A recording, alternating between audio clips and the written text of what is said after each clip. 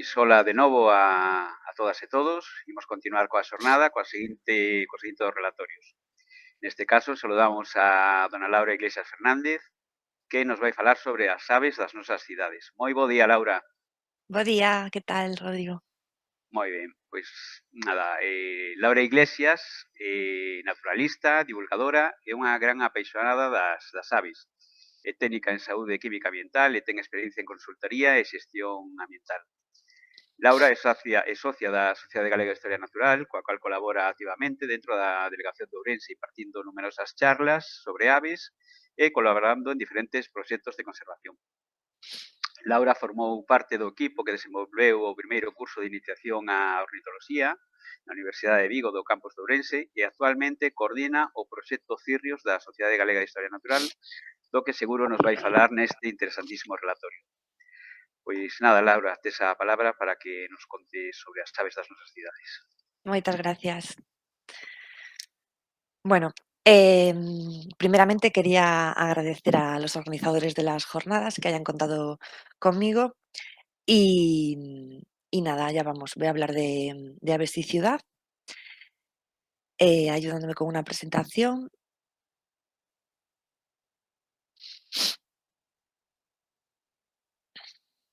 Bien, bueno, lo primero que se nos viene a la cabeza es por qué debemos hablar de aves en un contexto de unas jornadas de patrimonio natural y biodiversidad. De aves y ciudad, precisamente. ¿Por qué hablar de ciudades? Bueno, el motivo es muy simple y es que las ciudades ocupan cada vez un territorio mayor en nuestro planeta. Se estima que el 2% de la superficie de la Tierra está ocupada por ciudades actualmente. El 75% de la Tierra está transformada por el hombre y cada vez más población vive en ciudades. Se estima que alrededor del 60% en los próximos años de la población vivirá en ciudades. ¿Qué significa esto? Que las ciudades cada vez ocupan más territorio, por lo tanto desplazan a un territorio que está ocupado por especies silvestres. Como explico aquí, las consecuencias del crecimiento urbano son un cambio drástico del hábitat, porque las ciudades en sí no crecen en territorios que están desérticos, digamos, sin vida, sino que desplazan recursos naturales, los eliminan y cambian totalmente el paisaje y el hábitat. Esto conlleva la reducción de entornos naturales y, por tanto, una disminución muy grande de la biodiversidad, porque muchas de las especies que habitan esos territorios son capaces de adaptarse, pero la gran mayoría no son capaces de adaptarse al nuevo hábitat y se extinguen localmente o son desplazadas. ¿Por qué se produce esta disminución de la biodiversidad? Bueno, como comentaba, el cambio de hábitat es dramático, drástico, radical totalmente. El nuevo hábitat supone una fragmentación total del territorio y un deterioro de este. Las zonas verdes, las ciudades están meramente pensadas para el ser humano, están diseñadas y pensadas para facilitar la vida del ser humano. No está pensando en las especies animales o que las van a poblar. Entonces, las zonas verdes, en casi la mayoría de las ciudades, son escasas e incluso aunque haya zonas verdes, el diseño suele ser pensado para el ser humano, no está pensado para las aves en este caso. Esta desaparición de los medios naturales conlleva la desaparición de los recursos de alimentación que poseían esa vegetación o esos ecosistemas, ya que en las zonas verdes urbanas normalmente las especies arbóreas que se eligen no son las más adecuadas. Los árboles urbanos suelen ser especies foráneas, especies que no conllevan una vida con ellos, sino que están bastante maltratados, no forman un ecosistema en sí mismos, sino que son meramente decorativos, digamos. El abuso de los pesticidas también es un problema en estas zonas verdes porque se tiende a extremar la limpieza, a eliminar muchísimas plantas herbáceas y esto es imposible que albergue vida.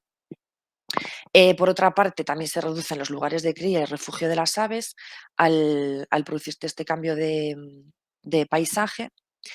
Em, en referencia a los árboles, las podas se realizan de manera excesiva, fuera de, digamos, del momento adecuado, muchas veces en época de cría. Como comentaba antes, bueno, como podemos ver en las imágenes, muchas veces los árboles ni siquiera tienen un suelo, una base vegetal, sino que se tiende a, a utilizar caucho o este tipo de alcorques que no permiten la existencia de ningún tipo de vida. Y por otra parte, la ausencia de árboles viejos. Se suelen utilizar especies de árboles de crecimiento rápido, pero que son meramente decorativas. En este caso, ¿qué le queda a las aves que habitaban esas zonas hacia donde se expanden las ciudades o donde se instalan nuevos núcleos urbanos? Les queda adaptarse. El problema, que no todas las especies consiguen adaptarse. Un número muy pequeño de especies consigue los mecanismos para poblar estos nuevos entornos. Entonces, la urbanización actúa como un filtro para las nuevas especies que quieren vivir en las ciudades. Los estudios indican que la clave para que ciertas especies sean capaces de adaptarse a espacios urbanos es la tolerancia a la presencia humana. ¿Con esto qué quiero decir? Que respecto a los ejemplares que viven en entornos rurales, estos individuos que se adaptan a entornos urbanos tendrían que desarrollar esa capacidad de tolerar la presencia del hombre.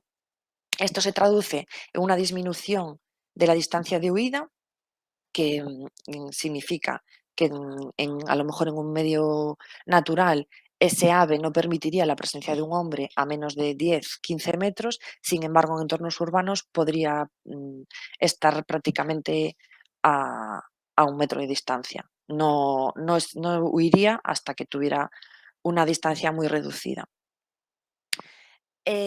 Pues como decía, los estudios demuestran que este es el primer paso para que una especie o los individuos de ciertas aves puedan adaptarse a vivir en las ciudades. Una vez que están adaptados, tendrían que enfrentarse a varios retos.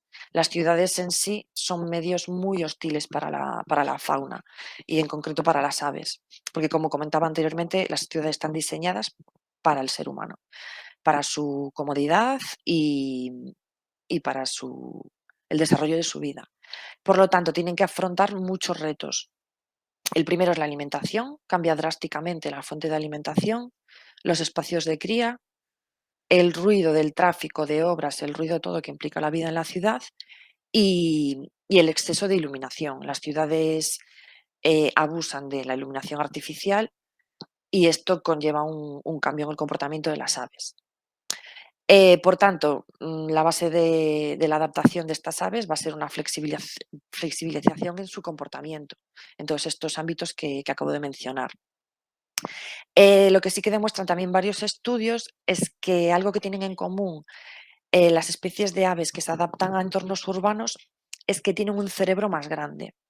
Esto quiero decir que las especies que se adaptan no es porque entienden la ciudad como un espacio degradado o que es de peor calidad que un entorno urbano, sino más bien todo lo contrario. Son especies que tienen una gran capacidad de adaptación, una flexibilidad en su personalidad y son capaces de adaptar su comportamiento a los nuevos recursos y a los nuevos hábitats.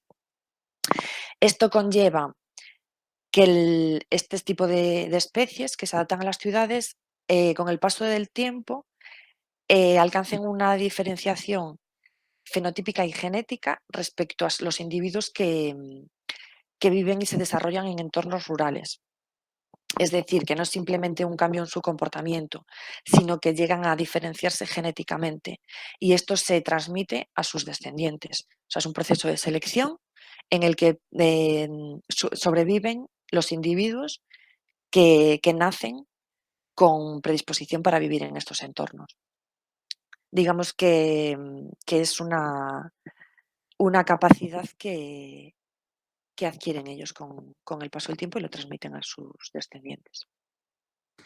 En estas modificaciones de conductas que tienen que adquirir este tipo de aves que se adaptan a las ciudades, lo principal es los recursos alimenticios. Cambia por completo, al desaparecer su hábitat, cambia por completo las fuentes de alimentación. Y como comentaba antes, las especies arbóreas que se instalan en las ciudades normalmente no tienen nada que ver con las que habría en esa zona antes de estar urbanizada. Las especies arbóreas que se eligen suelen ser ornamentales, muchas veces foráneas, y no contienen muchos recursos para aves en cuanto a insectos, frutos y fuentes de alimentación. Por lo tanto, las aves, en su mayoría, en entornos urbanos, acuden a fuentes, a recursos humanos para alimentarse. Es muy común ver aves alimentándose de desperdicios humanos.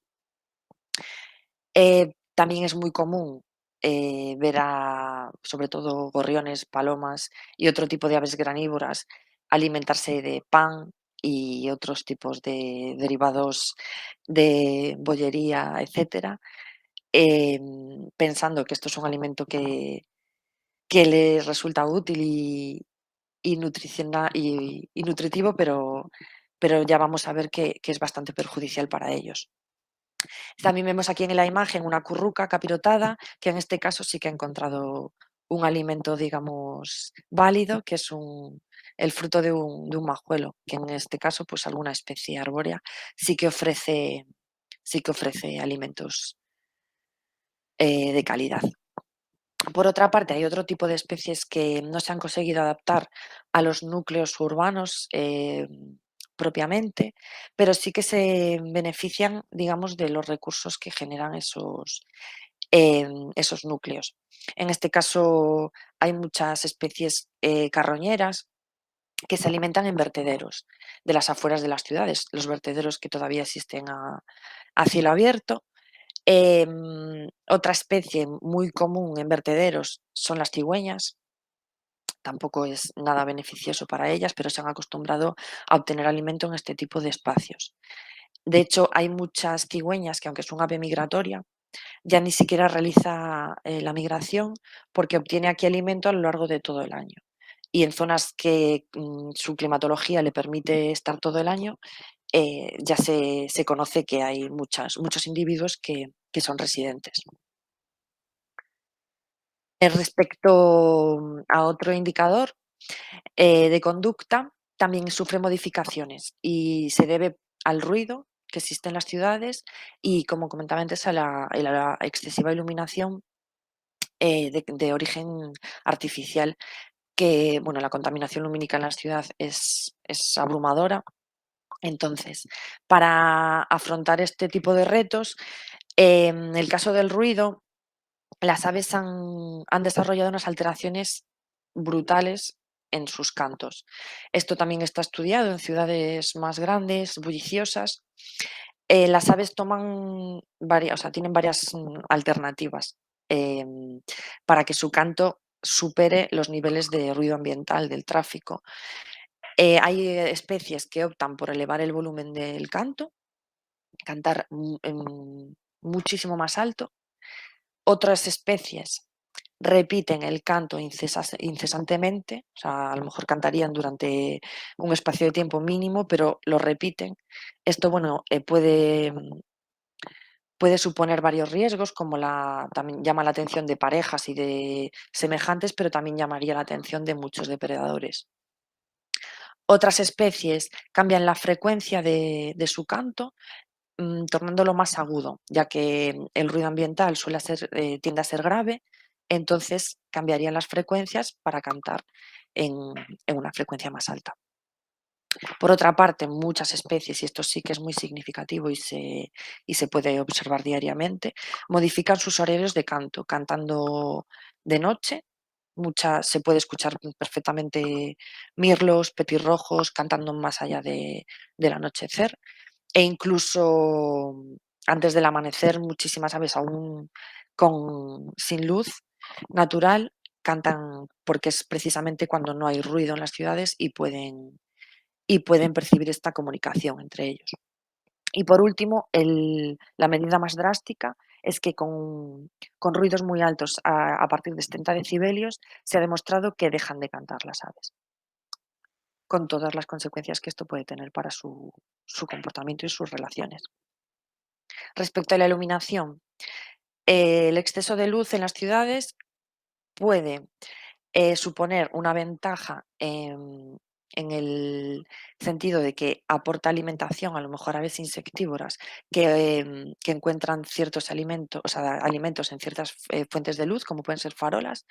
De noche sí que hay muchas especies de aves que se aprovechan de estas fuentes de luz que atraen a insectos y, y pueden conseguir ahí comida. Pero en general las consecuencias son negativas del exceso de iluminación.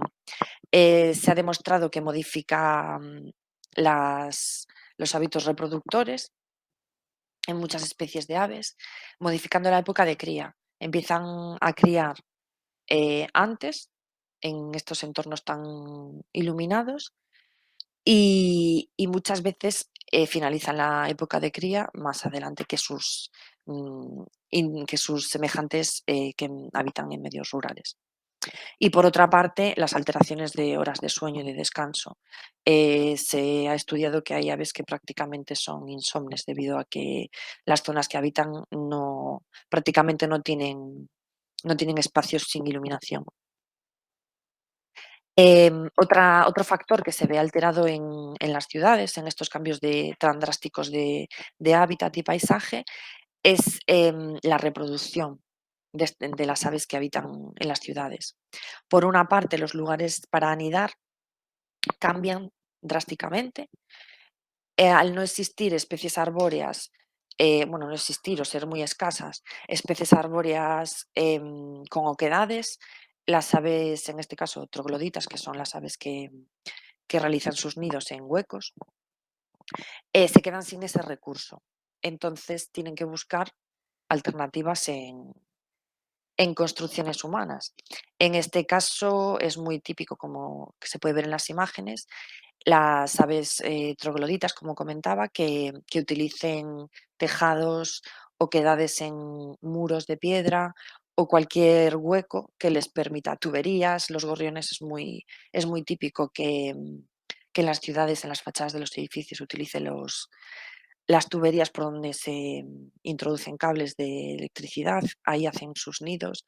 Bueno, prácticamente cualquier hueco les sirve para anidar. También un recurso que utilizan mucho son cajas nido. Si se proporciona este tipo de habitáculos, son altamente utilizados por este tipo de especies. Y como comentaba antes, respecto a la reproducción, el entorno urbano em, modifica este periodo reproductor.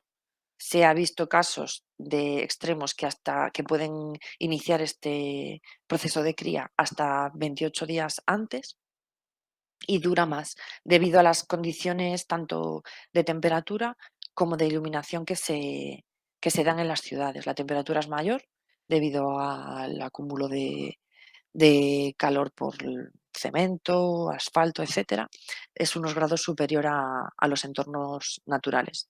Por lo tanto, encuentra más apacible para desarrollar su periodo de cría. Esto conlleva también desventajas, ya que las aves hacen coincidir su periodo de cría cuando la disponibilidad de alimento es mayor en el entorno y si no es en el momento adecuado, si crían un mes antes, como podría ser en este caso, puede ser que no tengan suficiente alimento para criar a la nidada. Este nuevo hábitat también conlleva nuevos depredadores. Por otra parte, se eliminan muchos depredadores naturales al realizar un cambio tan drástico del medio. Desaparecen muchos tipos de aves rapaces, pero introducimos un depredador, que es el principal depredador de las ciudades, que es el gato doméstico. Esto es un tema muy controvertido porque hay mucha gente que defiende la presencia de gatos en las calles, digamos. No, los naturalistas, que opinamos que los gatos son muy dañinos para la fauna en general, no solo para las aves, sino para la fauna silvestre en general, no tenemos absolutamente nada en contra de los gatos. Sí, pero sí tenemos prejuicios contra su presencia, digamos, en el medio natural. Los gatos no son animales salvajes, el gato doméstico me refiero, y no, su presencia en el exterior es altamente perjudicial. En este caso, los estudios más minuciosos que se han realizado son en Estados Unidos y los datos son totalmente dramáticos. Como pone ahí, se ha estimado que los gatos atacan entre 1.000 y 4.000 millones de aves en los Estados Unidos al año. Se han hecho estudios monitorizando gatos con dispositivos GPS y viendo sus hábitos, sus desplazamientos, y el impacto que tienen en la fauna es estremecedor, tanto en las aves como en reptiles, en anfibios y pequeños roedores. Es un tema muy, muy serio, muy controvertido, como digo, porque siempre conlleva polémica, pero, pero no es algo anecdótico, es algo que causa mucha preocupación. Este nuevo hábitat también lleva asociado otro tipo de dificultades. En este caso, los entornos urbanos están plagados de edificaciones. Estas edificaciones, hay una tendencia en la construcción a hacer las fachadas muy acristaladas y esto provoca la muerte de millones de aves en el mundo. Los cristales en las fachadas de los edificios provocan un efecto espejo que si enfrente del edificio hay algún tipo de vegetación, las aves no son capaces de distinguir que, que es un reflejo. Entonces, directamente su trayectoria de vuelo no se modifica e impactan, en la mayoría de los casos, mortalmente contra estas edificaciones. Hay varias campañas de SEO de la Sociedad Española de Ornitología para, para registrar este tipo de muertes y tomar medidas, porque en realidad las medidas que se pueden tomar son relativamente fáciles si hay voluntad por parte de las administraciones y de los propietarios de este tipo de construcciones. Sería relativamente fácil modificar ese efecto reflejo y evitar este número tan alto de muertes. Por otra parte, algo que ya es muy, muy conocido por todos, ya no porque les afecte a las aves y a la fauna, sino porque nos afecta mucho a nosotros, a los seres humanos, y es el alto nivel de contaminación y de producción de residuos que se generan en nuestras ciudades. Respecto a la contaminación atmosférica, la presencia de gases, metales pesados, etcétera, en el ambiente, se ha demostrado a través de estudios de analíticas de poblaciones de aves que produce un envejecimiento celular prematuro en en aves que viven en entornos urbanos respecto a individuos que se desarrollan en espacios rurales o naturales. Esto, lógicamente, tenía que llamar nuestra atención, porque si afecta a otros seres vivos, lógicamente nos estaría afectando a nosotros. Respiramos el mismo aire y es una alarma que deberíamos tener en cuenta. Respecto a los residuos que generamos los seres humanos, también es muy preocupante. Afecta a las aves en el sentido de que sí que se ha visto a lo largo de los años una utilización creciente de materiales residuales para la construcción de nidos. Yo personalmente me he encontrado con nidos prácticamente hechos con residuos de plástico, que es bastante significativo. Se ven perfectamente a las aves en época de cría aportar plásticos y todo tipo de material residual para construir sus nidos. Esto puede provocar en muchos casos El uso de cuerdas o de cuerdas sintéticas en vez de tejidos naturales muchas veces puede provocar que las crías se enganchen en el nido y mueran porque no pueden. Y también mutilaciones y, y muerte del animal. Por otro lado, se ve muchísimo también en entornos urbanos la utilización de colillas para la elaboración de los nidos, para la parte, digamos, final del nido, donde depositan normalmente muchas especies, una parte mullida. La utilización de colillas. También yo personalmente el año pasado vaciando cajas nido me he encontrado con nidos prácticamente realizados con colillas, con la parte del filtro de la colilla. Esto aporta un beneficio para las aves y es que muchas veces, o sea, en estos casos la nicotina actúa como eliminador de algún tipo de parásito. Eso sería la parte que obtienen, digamos, de beneficio de usar este tipo de residuo. Pero bueno, no creo que compense con las toxinas y los efectos nocivos que también acaparan. Bueno, vemos también aquí una focha que ha realizado un nido prácticamente realizado con residuos y esto empieza a ser lo habitual.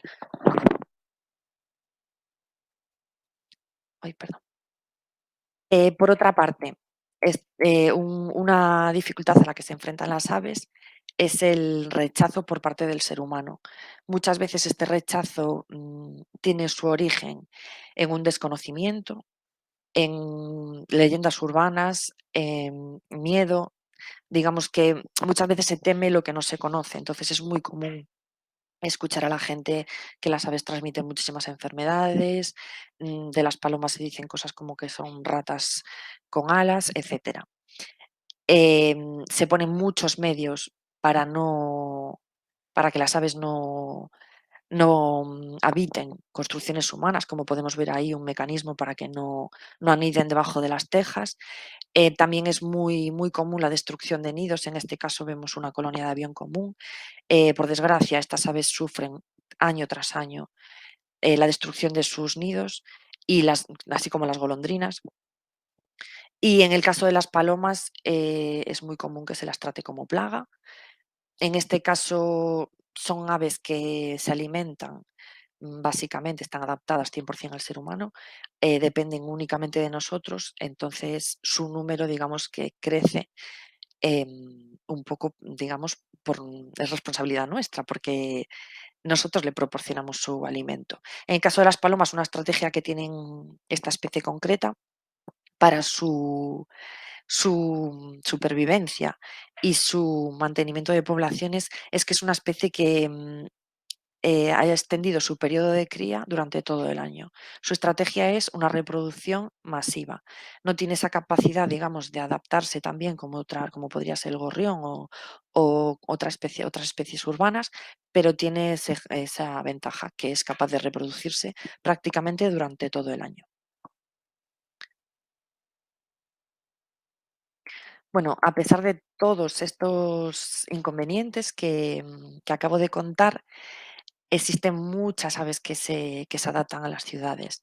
En las ciudades no solo tenemos palomas, gorriones y gaviotas, sino que hay una variedad de especies muy grande, muy enriquecedora. En cualquier paseo por un entorno urbano, por muy poca vegetación que tenga, se pueden observar muchísimas especies de aves y esto es un indicador de la calidad de vida de nuestras ciudades. Al final tenemos que prestar mucha atención a la supervivencia de estos individuos porque habitan el mismo entorno que nosotros y esto puede ser un reflejo de que las ciudades tampoco es un ambiente muy saludable para los seres humanos. Un ejemplo de una adaptación completa al ser humano es el gorrión. El gorrión es el ave que más tiempo lleva asociada al ser humano, lleva más de 10.000 años viviendo junto al ser humano. Se ha adaptado de tal manera que no vive el gorrión común, estoy hablando del gorrión común, que no viven en entornos que no estén poblados por seres humanos. Si el ser humano desaparece, el gorrión va a desaparecer con él. En un pueblo que deje de tener habitantes, el gorrión va a desaparecer. Entonces, es 100% dependiente de la presencia del hombre. Es muy, muy preocupante la situación del gorrión, aunque nos parezca que es un ave muy común, porque es el que más visible es en nuestras ciudades, digamos, está más, tolera más la presencia del hombre, lo podemos ver más cerca, lo vemos prácticamente, nos acompaña en cafeterías, en parques, en todo tipo de entornos urbanos. Su situación es muy preocupante. Se han visto reducidas sus poblaciones de una manera muy, muy, muy muy grave, habiendo ciudades en Europa incluso que han vivido una desaparición completa de esta especie de ave, como puede ser en Londres o Praga.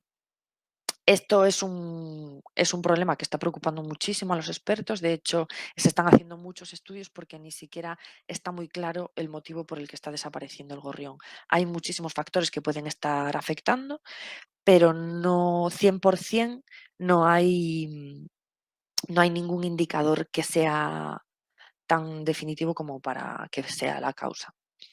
Por este motivo se ha creado el Día Mundial del Gorrión, que se celebra todos los días 20 de marzo a nivel global, para concienciar sobre el estado de este ave y poder frenar su descenso. Aquí os muestro algunos datos que he obtenido de la Sociedad Española de Ornitología, que muestran en gráficas la evolución de la población de gorrión. A la izquierda se puede ver en Europa y a la derecha en España. Como veis, la tendencia es a la baja en ambos casos. En Europa el dato es escalofriante y es que en los últimos 30 años se ha reducido el 60% de los gorriones. Y en España el dato es que desde el año 1998 hasta el 2019, que hay datos, el 10% de las poblaciones han desaparecido. Por lo tanto, es algo que hay que tener en cuenta. Si la especie que más tiempo lleva acompañándonos está desapareciendo, es que algo no está yendo bien en nuestro modo de vida. Por último, quería comentaros, como comentó Rodrigo al principio, Sociedad Galega de Historia Natural ha desarrollado un proyecto llamado Proyecto Cirrio, que ha comenzado este año, que precisamente es el ave del año por la Sociedad de Ornitología, Asociación Española de Ornitología. El vencejo común es el ave del año. Igual que le pasa al gorrión, se hace ave del año no para honrarle, sino porque es una especie sobre la que hay que llamar la atención a la ciudadanía porque algo está yendo mal. En este caso, el vencejo común es un ave migratoria, como ya conoceréis. Viene aquí a estas latitudes en verano a pasar, bueno, llega en primavera para pasar su época de cría. Recorre muchísimos kilómetros, miles de kilómetros desde África Meridional, llega aquí a Galicia más o menos en el mes de abril. ¿Y con qué problema se encuentra? Con la desaparición de sus lugares de cría.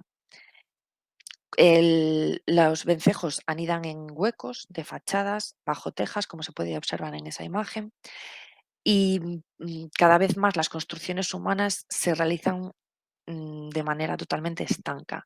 Se tapan los huecos bajo las tejas, cualquier oquedad es tapada, e incluso monumentos históricos que tienen muchísimos huecos en su fachada, cuando se rehabilitan se tapan esos huecos. Por lo tanto, los vencejos año tras año es una especie filopátrica, o sea, año tras año repiten el mismo lugar de nidificación, llegan a estos lugares y se encuentran con sus lugares de cría que han desaparecido. Y en este caso es una desaparición silenciosa, porque como comentaba antes, golondrinas y aviones también sufren mucho la destrucción de sus nidos, pero es una destrucción que es más visible, ya que realizan sus nidos en fachadas en partes externas con barro y son muy visibles.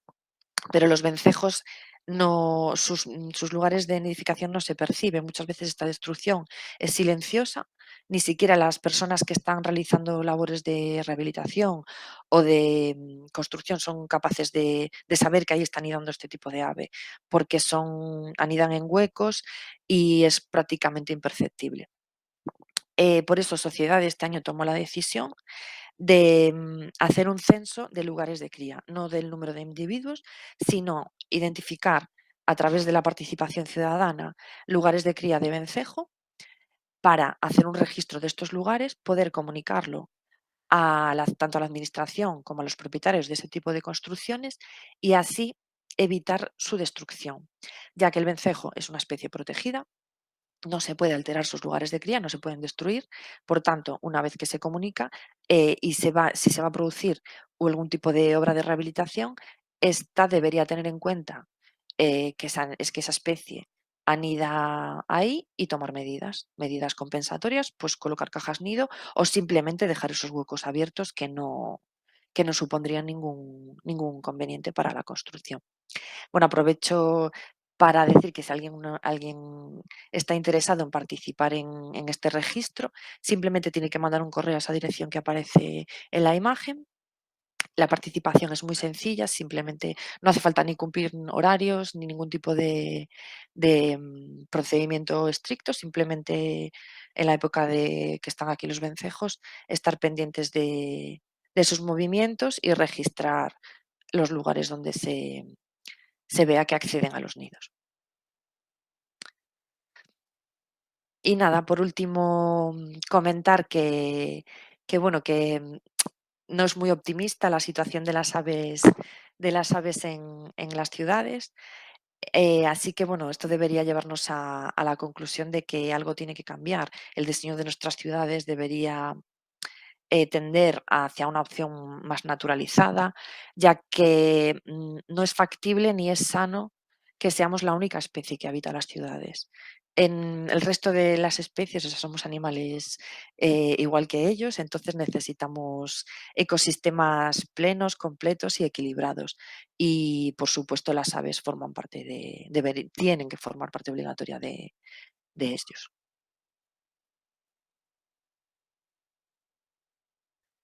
Bueno, moitísimas gracias, Laura, por todo o que nos contaches. Quixera recordar a xente que ahora non imos facer rolda de preguntas, guardamos todas esas preguntas que irades facer a través do YouTube, as guardamos para o debate do final da mañá.